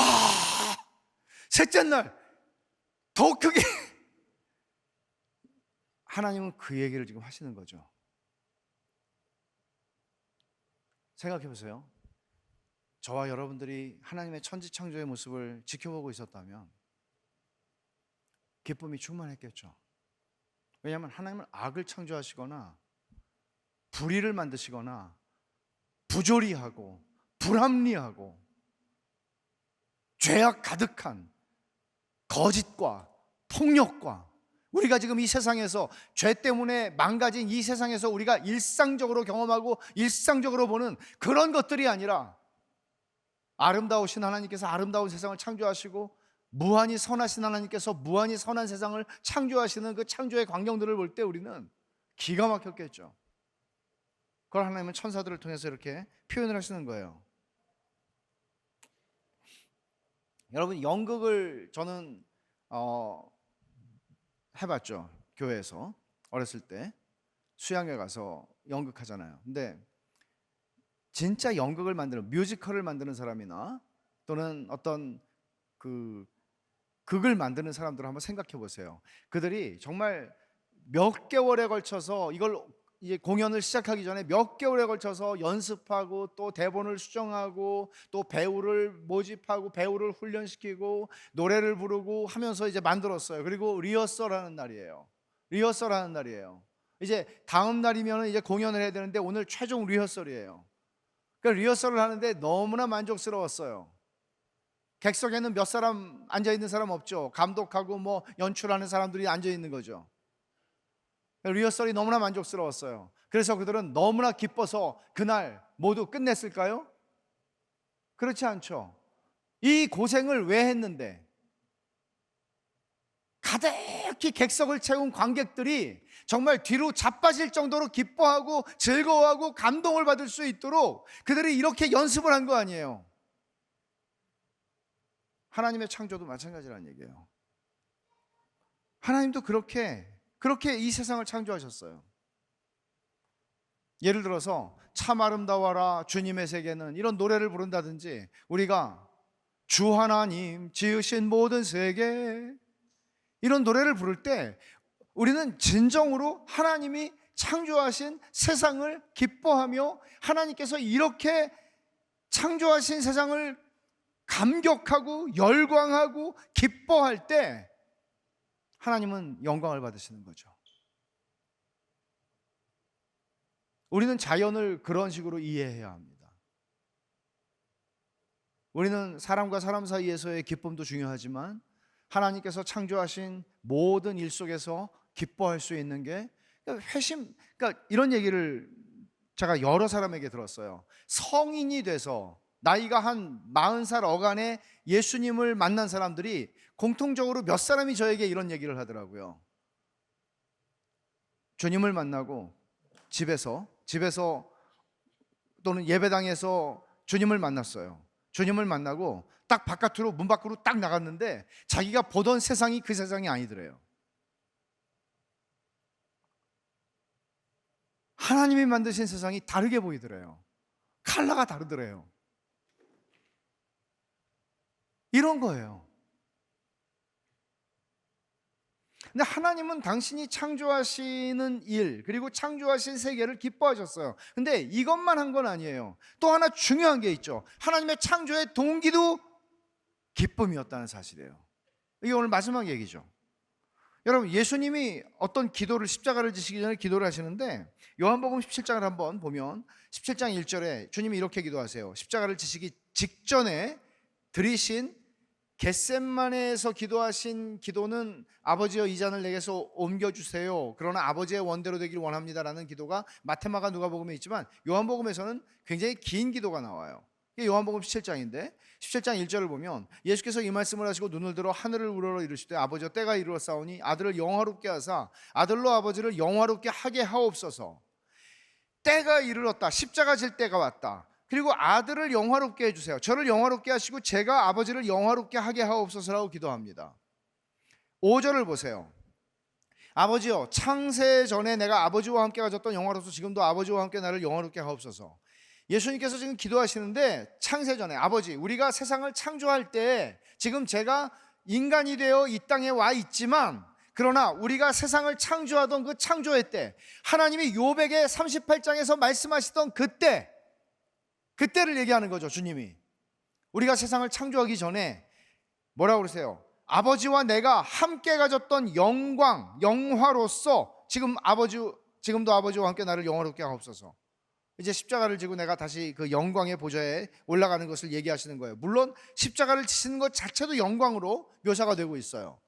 그런데 24절을 보면 17장 24절에 아버지여 내게 주신 자도 나 있는 곳에 나와 함께 있어 아버지께서 창세 전부터 나를 사랑하심으로 내게 주신 나의 영광을 그들로 보게 하시기를 원합니다. 창세 전부터, 그러면 자, 여기서 중요한 얘기가 있죠. 하나님이 세상을 왜 창조하셨을까요? 아까 제가 읽은 그 책의 제목이에요. 조나단 에드워즈가 쓴 책의 제목이에요. 하나님이 세상을 창조한 목적. 하나님이 왜 창조하셨을까요? 거기에 대한 하나의 실마리를 우리는 여기서 발견하게 되죠. 하나님이 천지를 창조하시기 전에 뭘 하셨길래? 하나님 천지를 창조하기 전에 여기 뭐라고 그러죠? 24절에서 창세 전부터 아버지께서 나를 사랑하셨다고 얘기해요. 그래서 내게 주신 영광이 있는데 그걸 얘기하고 있죠. 그러면 또 하나는 5절에서 말한 대로 아버지와 내가 함께 가졌던 영광으로서 지금도 아버지와 함께 나를 영화롭게 하옵소서. 24절에서는 그 영광을 뭐라고 표현했어요? 아버지가 나를 사랑하신 그 사랑. 이게 오늘 우리가 읽은 이 잠언 8장 30절과 31절에 있는 말씀이 주님의 기도에 대한 해설이에요. 오늘 설교 제목이 뭡니까? 삼위 하나님과 창조의 기쁨이에요. 우리 삼위일체 하나님을 믿어요. 만일 여러분들이 삼위일체를 부인하면 이단이에요. 가차없이 이단이에요. 근데 문제는 뭐죠? 삼위일체가 뭐라는 거를 전혀 감을 못 잡는 거죠. 하나님이 삼위면 뭐하고 일위면 뭐해? 그냥 하나님이신 거지. 나는 그런 거 관심 없어. 그렇게 말할 수 없어요.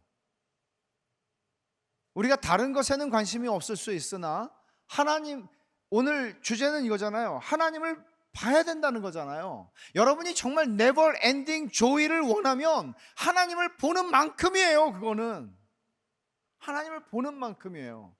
여러분이 여러분 자신의 삶밖에는 주목할 수 없는 한 여러분들의 기쁨은 여러분들이 쫓아가면 쫓아갈수록 도망갈 겁니다. 잡히는 듯 했다가도 사라져갈 겁니다. 신기루처럼. never ending joy는 여러분이 하나님을 주목하는 만큼, 하나님을 아는 만큼 경험되는 겁니다. 그게 욥이 경험했던 얘기일 뿐만 아니라 성경의 사람들이 경험했던 이야기입니다. 삼위 하나님을 이렇게 설명할 수 있죠.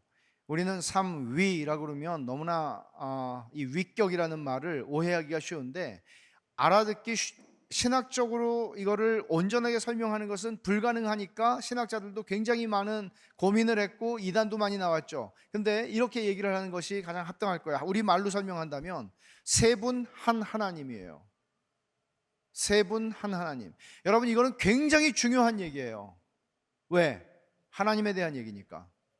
여러분들이 알아도 되고 몰라도 되는 얘기가 아니에요. 저는 우리 교회에서도 이 얘기를 귀가 따가울 정도까지는 안 한 것 같은데 무지하게 많이 해요. 하나님은 세 분 한 하나님이세요. 이게 유일신이에요. 여호와의 증인은 단일신론을 믿기 때문에 이단이에요.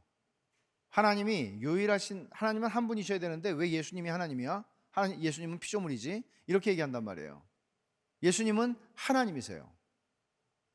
그러나 성부가 성자가 아니시고 성자가 성령이 아니시죠. 하나님이 세상을 이처럼 사랑하사 독생자를 주셨으니 그랬을 때 하나님께서는 당신의 아들을 보내신 것입니다. 성자 하나님을 보내신 거죠.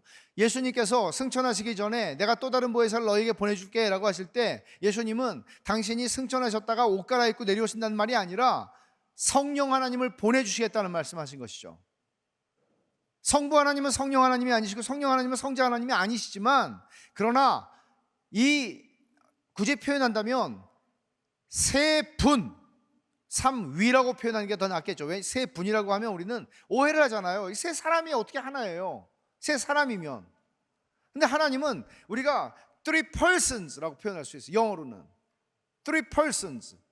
세 그 person이라는 말은 사실은 신학적으로 유래가 굉장히 깊은 말인데 세 분 한 하나님이에요.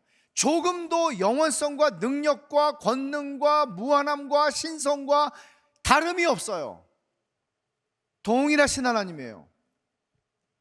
그런데 이 하나님이 천지를 창조하기 전에 뭘 하셨다는 거예요? 창세 전에 사랑하셨다는 거예요. 오늘 잠언 8장 30절 한번 보세요. 내가 그 곁에 있어서, 내가 누군가 하면 내가 예수 그리스도예요. 그냥 직접 들어갈게요. 여기서는 지혜가 의인화돼서 나라고 표현이 되는데 이 지혜는 로고스, 말씀이신 예수 그리스도를 가리킨다고 봐요. 내가 그 곁에 있어서, 그는 누굴까요? 성부 하나님 곁에 있어서 창조자가 되어, 창조 얘기를 또 하는 거예요. 창조자가 되어 날마다 그의 기뻐하신 바가 되었으며 항상 그 앞에서 즐거워하였다. 하나님 아버지 성부 하나님이 그 아들 예수 그리스도 성자 하나님을 향해서 항상 기뻐하셨어요. 성자 하나님을 바라보며 기뻐하셨다고요. 그리고 성자 하나님이 성부 하나님을 바라보면서 항상 즐거워했다고 얘기하죠.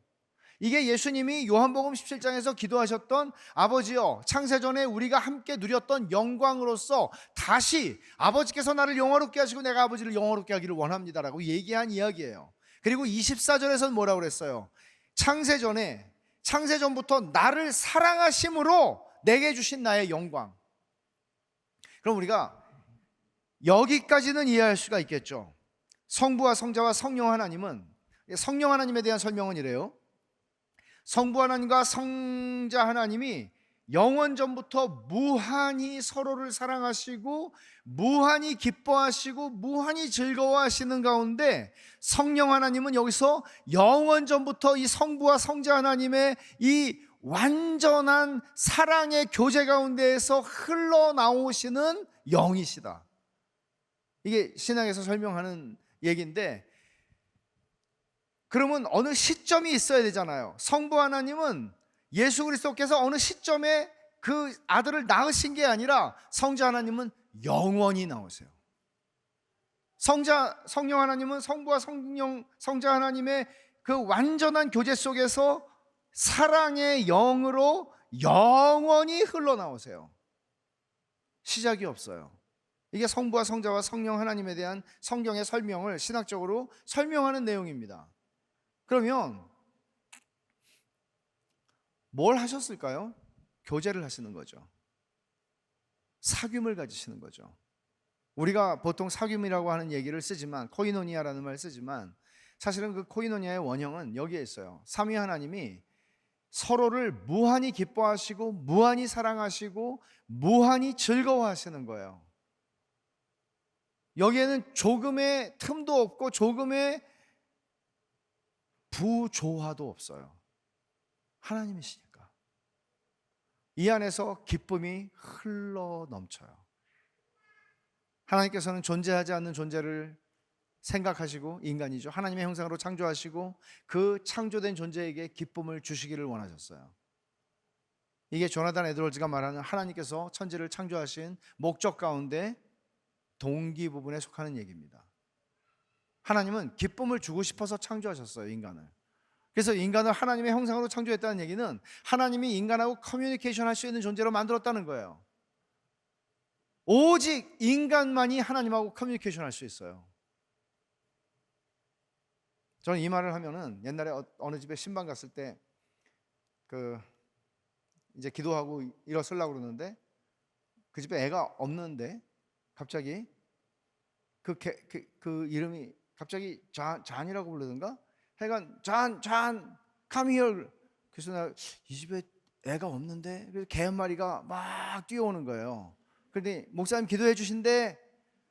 근데 걔가 아빠를 모아요. 그래서 개는 그렇게까지 훈련시킬 것까지는 없을 것 같은데 뭐 걔가 아멘을 하겠어요. 근데 사람만 하나님하고 커뮤니케이션을 해요. 사람만. 그러면 하나님께서 커뮤니케이션 할 수 있는 인간에게 뭘 주시기를 원하셨겠어요? 하나님이 창세기 1장 2장을 보면 인간이 하는 게 아무것도 없죠. 그죠? 하나님이 다 해주세요. 퍼펙트한 세상을 만들어 놓으시고, 칼빈이 말한 것처럼 하나님은 6일 동안 모든 것을 인간이 살아가기에 최적의 환경을, 조금의 부족함도 없이 최적의 환경을 만들어 주시고 인간을 거기에 창조해 넣으셨다. 조금의 불평도 할 수 없도록 이 하나님 아버지의 부성애를 보라. 칼빈은 그렇게 얘기하죠. 그리고 남자가 혼자 사는 것이 좋지 못하다고, 처음으로 좋지 않다고 말씀하세요. 이것은 하나님의 계획이 틀려졌다는 얘기가 아니죠. 하나님이 인간을 공동체로 창조하시기로 작정하신 이유를 설명해 주는 얘기죠. 그리고 아내를 만들어 주는데 아담에게 가서 진흙 포우라고 그러고, 너 여기서 뭐 동그라미 하나 모양 하나 만들어 보라고 그러고, 그렇게 해서 응달에다가 말리면 그게 여자가 됐다, 그렇게 말하지 않아요. 하나님께서 아담을 재우시고 외과 수술을 하세요. 비유컨대 하나님이 땀 뻘뻘 흘리시면서 작품을 만들어내세요. 그리고는 배를 닫은 다음에 깨우시죠. 마취가 풀린 아담이 깨어 일어나면서 하나님께서는 그에게 서프라이즈를, 기가 막힌 세상에, 아담이 드디어 입을 열어서 말하잖아요. 처음 말하는 게 거기에요. 아담이, 이는 내 뼈 중에 뼈, 살 중에 살. 하나님에 대한 찬양이죠. 사실 하나님이 만들어주신 창조물인 여성을 보면서 그는 하나님을 찬송하는 것입니다.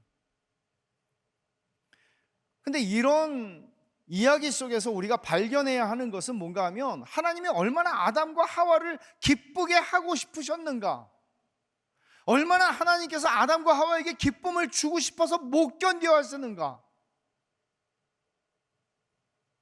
아담에게 오리엔테이션을 시키시죠. 에덴 동산을 데리고 다니면서. 에덴의 뜻이 뭐예요? 기쁨이에요. 하나님이 왜 에덴 동산을 왜 슬픔의 동산이라고 안 하셨죠? 기쁨이라고 하는 이름을 하나님이 지어서 그 에덴 동산, 기쁨의 동산 안에 사람을 살게 하셨어요. 그리고 에덴 동산 투어를 시키세요. 오리엔테이션을 시키면서 다 먹어, 다 먹어도 돼, 먹고 싶은 대로 다 먹어 말씀하시죠. 야, 하루에 5알 넘지 않게 먹어라. 나무 많지 않아 여기. 그러지 않으셨어요. 인색하지 않게 하나님은 다 먹어, 마음대로 해. 여기에 있는 선악을 알게 하는 나무의 실과는 먹지 마. 하나님의 주권과 권위를 인정하라는 얘기죠. 하나님은 기쁨을 주고 싶어 하세요. 그게 창세기 1장과 2장의 이야기입니다.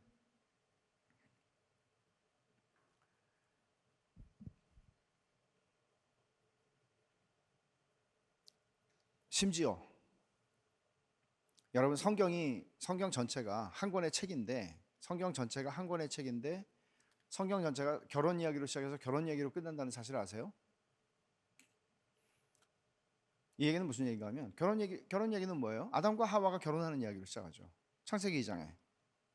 그리고 요한계시록 21장에 보면 거룩한 성 새 예루살렘이 하늘에서 내려오는데 신부가 신랑을 위하여 단장한 것 같더라, 그렇게 얘기를 하죠. 신랑이 누구예요? 그리스도예요. 그리스도와 교회의 결혼의 이야기로 성경은 끝나요. 예수님께서 이 땅에 오셔서 처음으로 행하신 기적이 뭔지 알아요? 요한복음에 의하면 첫 번째 표적, 가나의 혼인잔치에서 포도주가 떨어졌는데 물로 포도주를 만들어 주신 일이죠. 무슨 얘기예요? 메시아가 이 땅에 오신 목적이 뭐냐? 예수 그리스도께서 왜 이 땅에 오셨느냐? 그것은 십자가에 죽으시기 위해 오셨다. 우리의 죄를 사하시기 위해서 오셨다. 맞아요. 근데 그래서 뭐 하려고? 예수님이 오신 목적을 보여주는 게 예수님이 오셔서 가나의 혼인잔치에서 행하신 첫 번째 표적이에요. 기쁨이 떨어진 세상에 기쁨을 만들어주는 것이죠.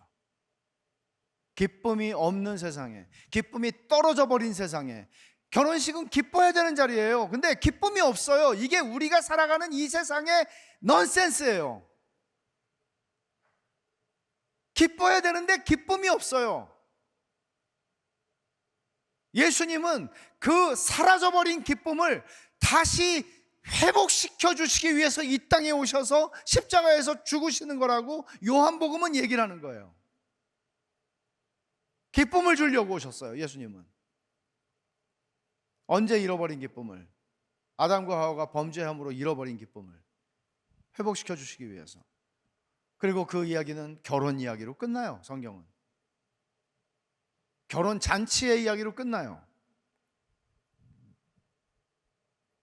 하나님께서 성부 하나님과 성자 하나님의 이 관계가 얼마나 서로를 기뻐하시고 완벽하게 즐거워하시고 그 무한한 기쁨과 즐거움이 그 교제 속에서 계속해서 흘러나왔던지, 그 흘러넘치는 기쁨을 우리에게 주려고 창조하셨다는 이야기인데, 그리고 성령이 그 기쁨의 영이고 성령이 사랑의 영이라고 얘기를 하는데, 조나단 에드워즈는 이렇게 얘기를 합니다. 하나님 아버지의 무한하신 행복은 당신의 아들을 즐거워하시는 데 있었다. 그래서 예수님께서 세례 요한 앞에 나와서 세례를 받으실 때 그것은 굴욕이죠. 예수님은 죄가 없는데 왜 죄 사함의 표가 되는 세례를 받으셔야 합니까? 죄가 없으신 분인데 예수님이 공생애를 시작하면서 세례 요한에게 나와 세례를 받으실 때 이것은 예수님이 십자가에서 죽으시는 것만큼이나 굴욕적 사건이에요. 하나님이 어떻게 세례를 받으세요? 죄인이라는 고백이거든요. 그거는 내가 죄인과 같이 될 것이라는 것을 보여주는 사건이라고요. 그때 하늘이 열리며 하나님 아버지께서 뭐라고 말씀하세요? 마태복음 3장 17절에 이는 내 사랑하는 아들이요 기뻐하는 자라. 성경은 끊임없이 성부 하나님과 성자 하나님의 그 사랑의 그 즐거워함과 기쁨의 교제를 말하고 있어요. 그래서 여러분들이 일반적으로 교회에서 많이 적어도 일주일에 한 번 정도는 듣는 말씀이죠. 목사님을 통해서 축도 고린도후서 13장 13절 주 예수 그리스도의 은혜와 하나님의 사랑과 성령의 교통하심이 너희 무리와 함께 있을지어다. 예수 그리스도의 은혜, 하나님 아버지의 사랑, 그리고 성령의 뭐예요? 성령의 교통하심이, 성령의 펠로우십이, 성령의 교제가, 성령의 코이노니아가 뭘 얘기하는 걸까요? 태초 이전부터 영원토록 성부와 성자와 성령 하나님이 누리시던 그 완전한 펠로우십, 그 완전한 사귐이 너희 무리와 함께 있을지어다라고 얘기하는 거예요. 그럼 어떻게 될까요? 그 기쁨의 영이 우리의 사귐 속에서 드러나고 나타나실 때마다 우리 안에는 사라지지 않는 기쁨이 있겠죠. 어마어마한 축복이죠. 성부와 성자와 성령 하나님이 교제하시는 그런 교제가 이 무리와 함께 있을지어다. 이게 교회야 라고 주님 말씀하시는 거죠. 오늘 이야기의 결론은 이렇습니다. 하나님은 사람에게 기쁨을 주시기를 원하셔서 사람을 창조하셨습니다. 그것이 삼위 하나님이 누리시던 기쁨, 그 동일한 동질의 기쁨을 우리가 누리도록 하기 위해서 창조하셨습니다. 그러니까 여러분이 하나님을 기쁘시게 하는 길은 선교사가 되는 게 아니고, 여러분이 하나님을 기쁘시게 하는 거는 여러분이 무슨 어떤 일을 하는 게 아니에요. 여러분이 하나님을 기쁘시게 하는 길은 뭔지 아세요? 하나님이 여러분을 저와 여러분을 창조한 창조의 목적과 동기대로 살아가는 거예요. 그거 뭐죠? 기뻐하는 거죠. 기뻐하는 거죠. 돈과 섹스와 권력과 야망과 이 세상 사람들이 생각하고 추구하고 그것이 기쁨을 줄 것이라고 생각하는 그런 것들에 눈이 팔려서 살아가는 게 아니라 하나님이 우리한테 약속하신 그리스도 안에서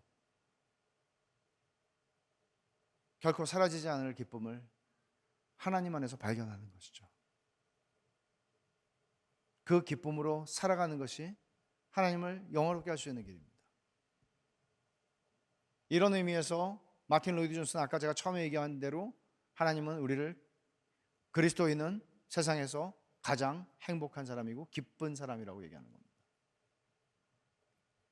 하나님이 우리가 누리기를 바라시는 기쁨은 본질적으로 삼위 하나님이 누리시는 기쁨과 조금도 다르지 않아요. 그래서 주님은 요한복음 17장 13절에 이렇게 말씀하시죠. 지금 내가 아버지께로 가오니 내가 세상에서 이 말을 하옵는 것은 그들로 내 기쁨을 그들 안에 충만히 가지게 하려 함입니다. 십자가를 지시기 직전에 드리신 기도예요. 하나님, 내 기쁨을 저들에게 주는 것이 내가 십자가를 지는 이유입니다. 목적입니다. 아버지께서 저를 이 땅에 보내신 것은 내 기쁨을 저들에게 주라고 보내신 것입니다. 예수님의 기쁨이 뭔데요? 성부 하나님을 날마다 그 앞에서 기뻐하셨던 것입니다. 성부 하나님을 기뻐하셨던 것입니다.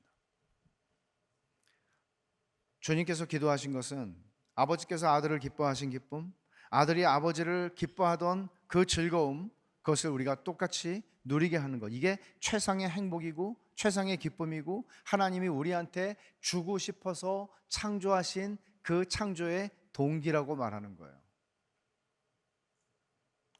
이거를 시편 기자는 이렇게 표현을 했어요. 시편 27편 4절에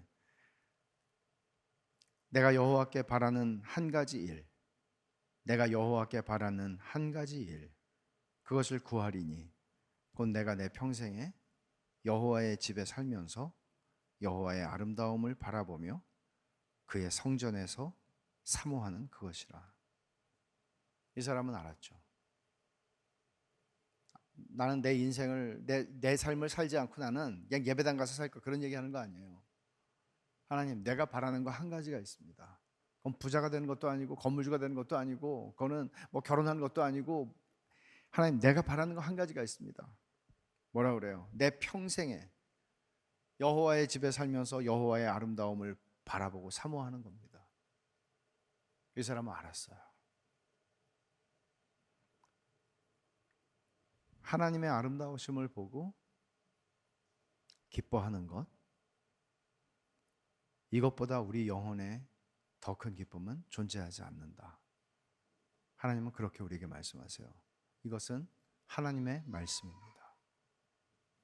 여러분들이 이 기쁨을, 토마스 아퀴나스가 말한 것처럼 이 기쁨을 육체적인 쾌락과 그런 쾌락에 탐닉하는 것으로 바꿔치기 할 수 있다는 거예요. 그래서 칼빈은 우리 마음은 우상 공장이라고 말했어요. 오늘 저는 여러분들에게, 여러분들의 생애에 여러분들도 이렇게 말할 수 있다는 거죠. 하나님, 내가 원하는 게 있어요. 한 가지. 내 평생에 여호와의 아름다우심을 보는 것입니다. 이것을 놓치지 마십시오. 오늘 저는 답을 얘기했습니다. 그리고 더 구체적으로 우리의 삶에서 어떻게 하나님의 아름다우심을 보고 살아가는 거야, 이런 얘기를 여러분들하고 더 나눌 거예요. 같이 한번 기도하십시다.